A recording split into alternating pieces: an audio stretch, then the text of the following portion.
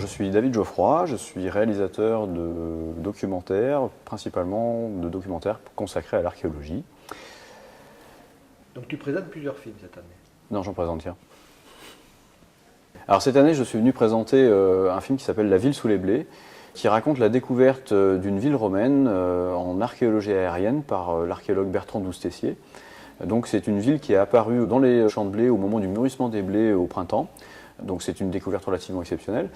Et on s'est aperçu, suite à la découverte, que le site allait probablement être impacté par l'installation d'une carrière de sable.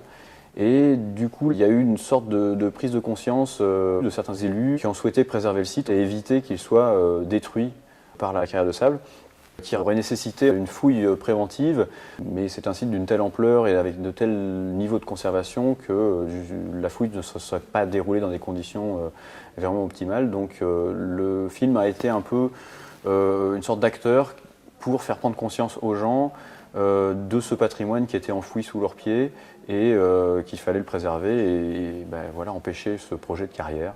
Et il semblerait que pour l'instant ce soit en bonne voie et on a même la population locale qui s'est intéressée vraiment au site, qui maintenant essaye aussi d'empêcher les pillages clandestins, c'est-à-dire les gens qui viennent avec des poêles à frire sur le site pour récupérer les objets métalliques. Et donc voilà, on est un peu dans un film qui traite de la préservation du patrimoine. Nyon, c'est un festival un peu coup de cœur parce que pour moi c'est le premier festival où j'ai eu une distinction, une mention spéciale du jury. Je crois que c'était en 2005 pour un film qui s'appelait Le vin des festins.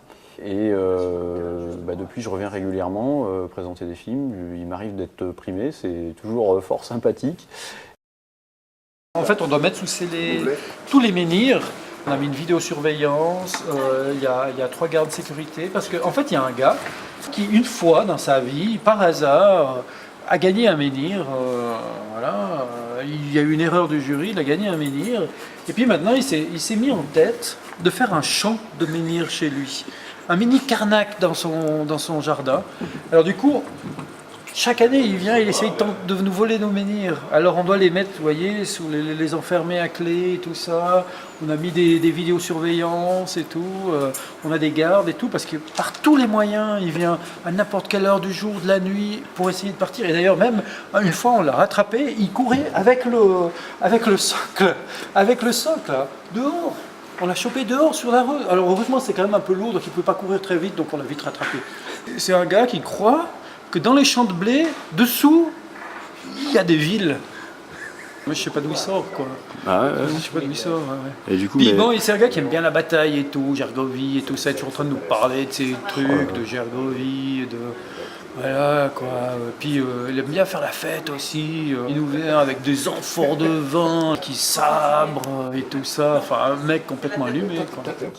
Et puis surtout, c'est un festival où il y a toujours un accueil génial. On est au bord du lac, il fait beau, c'est magique, on boit des coups. Et voilà, puis c'est toujours intéressant de pouvoir présenter son film au public, de se confronter au public en fait, et puis d'échanger après la projection. Et la configuration de la salle de l'usine à gaz à Nyon, et pour ça, est vraiment optimale parce qu'il y a cet espace, ce bar en fait à l'accueil, avec une sorte d'entonnoir même. On est obligé de passer par là et on est obligé d'aller boire un coup, mais aussi de croiser les gens, de discuter avec eux. Et ça, voilà, c'est quelque chose de relativement rare pour les festivals, et celui-ci, pour ça, est formidable. C'est le lieu de convivialité, vraiment.